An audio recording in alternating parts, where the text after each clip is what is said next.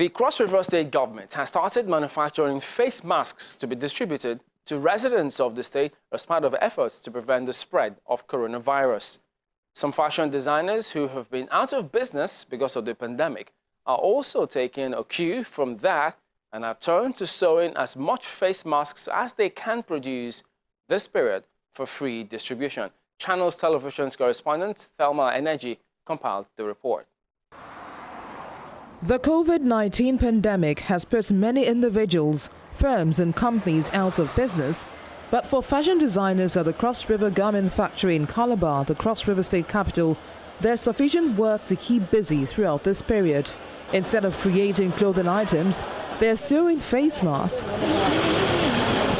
And so, on each table, yards of material are either being cut, sewn, or ironed. The target is to produce millions of face masks that will be distributed to residents for free to serve as personal protective equipment following an executive order by the state governor that nobody be allowed in public places without wearing one. So leave it. No, they're saying that. Cross River State is so prepared and committed to ensure that at the fullness of time, when this plague comes and goes, Cross River would have had a zero incident. Just to show you how prepared we are as a state in readiness to fight this virus. Meanwhile, security personnel are on the streets to monitor compliance. It turns out that instructing people to wear face masks was not a hard sell for residents who also want to protect themselves from contracting the virus.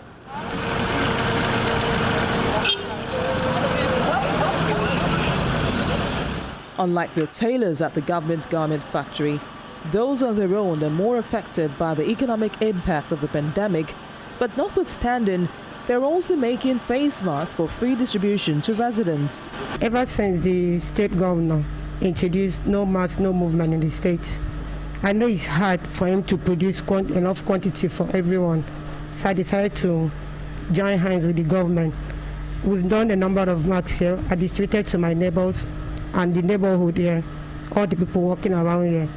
Then so far, I asked my workers and some of the apprentices here to stay back from work so that the number of workers will be reduced in the shop, thereby preventing the spread of COVID-19.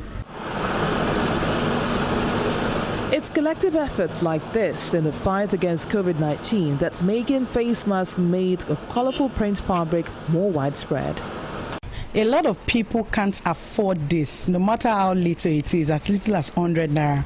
We have people who can't even afford, to buy sachet water, talk more of a nose mask. So this is why we thought we should do this as our way of giving back to the society alongside other items we distributed for free.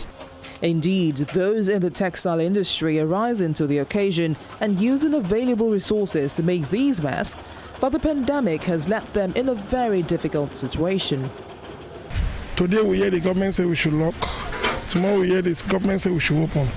So even people now are scared of coming to the market, not knowing whether the market is open or is closed.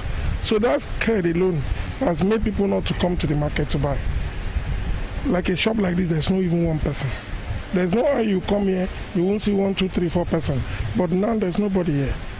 So if there's nobody here, I believe this is how the whole market is feeling.